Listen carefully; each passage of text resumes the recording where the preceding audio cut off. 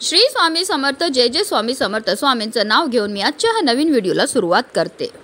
हिंदू धर्मात पितृपक्षाचे विशेष महत्त्व आहे. पितृपक्षाला श्राद्ध पक्ष असेही म्हणतात. यंदा भाद्रपद महिन्यातील शुक्ल पक्षाच्या पौर्णिमेपासून म्हणजेच 7 सप्टेंबरपासून पितृपक्षाला सुरुवात होत आहे.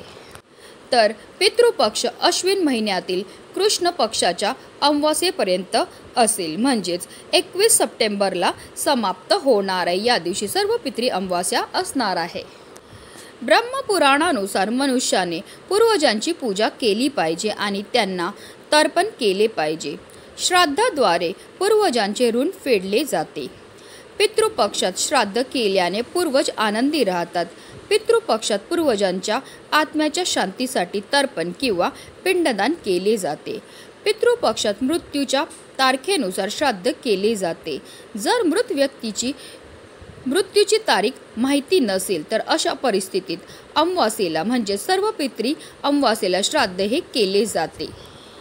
धार्मिक श्रद्धेनुसार जर पूर्वज आनंदी असतील तर जीवनात समृद्धी आणि संपत्ती येते. पण जर पूर्वज रागावले तर त्या व्यक्तीचे जीवन अडचणींनी भरलेले असते.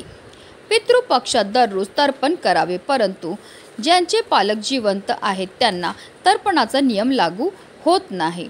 ज्यांचे पालक जिवंत आहेत त्यांनी दररोज सकाळी सूर्यदेवाला जल अर्पण करावे आणि त्यांच्या पूर्वजांचे आणि आवडत्या देवतांचे ध्यान करावे.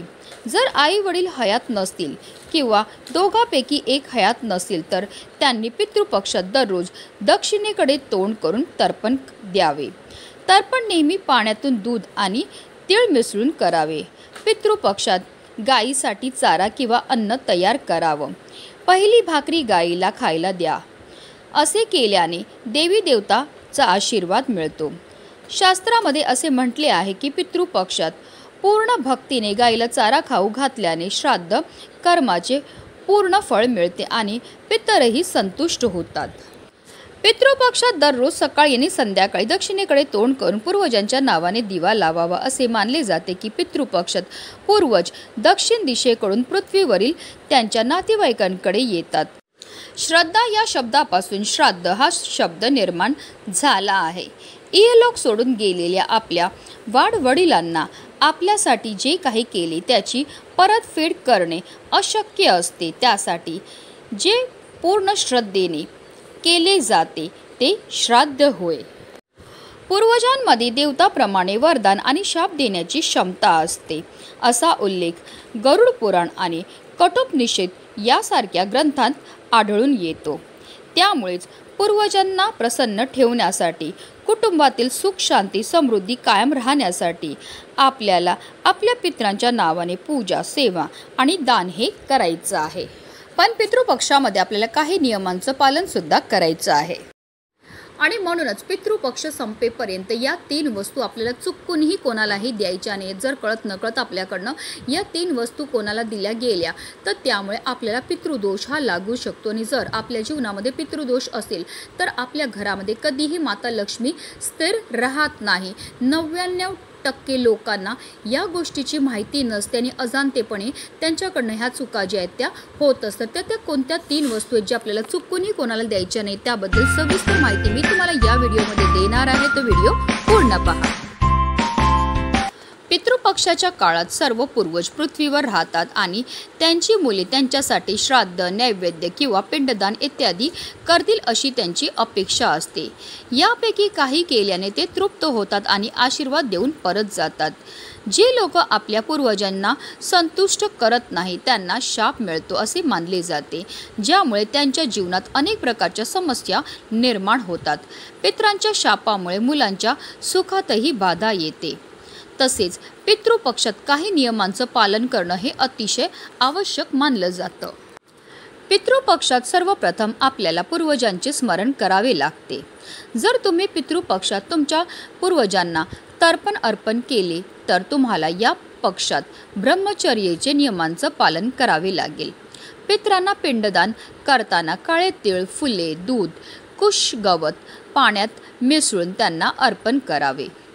कुश वापरल्याने पितर लवकर तृप्त होतात असे म्हटले जाते. पितृपक्षात दररोज स्नानाच्या वेळेस पूर्वजांना जल अर्पण करावे, त्यामुळे त्यांच्या आत्म्याला तृप्ती प्राप्त होऊन ते आशीर्वाद देतात. धार्मिक मान्यतानुसार पितृपक्षाच्या सर्व दिवशी पितरांसाठी अन्न ठेवावे. ते अन्न गाय, कावळा, कुत्रा इत्यादींना द्यावे. असे मानले जाते की त्यांच्याद्वारे हे अन्न पूर्वजांपर्यंत पोहोचते. पूर्वजांचे श्राद्ध सकाळी 11:30 ते 2:30 या वेळेत करावे. दुपारी रोहिणी आणि कृतुब मुहूर्त हे श्राद्धासाठी उत्तम मानले जातात. पितृपक्षामध्ये पूर्वजांची देवता अर्यमालाला जल अर्पण करावे. ती आनंदी असते तेव्हा सर्व पूर्वजही आनंदी आणि समाधानी होतात. तसेच पितृपक्षाच्या काळात घरातील वाडवडिलांना किंवा आपल्या पूर्वजांचा आपल्याला अपमान हा करायचा नाही. आपल्या वडीलधारे माणसांना आपल्याला अपशब्द हे बोलायचे नाही आहेत किंवा कोणतेही कठोर वाक्यसुद्धा आपल्याला बोलायचे नाही. जर कळत नकळत आपल्याकडनं ही कृत्य घडलं तर आपल्याला पितृदोष लागू शकतो. पितृपक्षाच्या काळात स्नानाच्या वेळेस तेल लावून मालिश करून स्नान करण्यास मनाई आहे. या काळात कोणतेही धार्मिक किंवा शुभ कार्य जसे की मुंडन, लग्न, गृहप्रवेश, नामकरण इत्यादी करू नये. तसेच पितृपक्षाच्या काळात नवीन कपडे खरेदी करून परिधान करणं अशुभ मानले जाते. तसेच पितृपक्षात दररोज सुंदरकांडचा पाठ करावा. यासोबतच पितृदोषापासून मुक्ती मिळवण्यासाठी पितृपक्षात गीतेच्या 7व्या अध्यायाचं पठण करावं.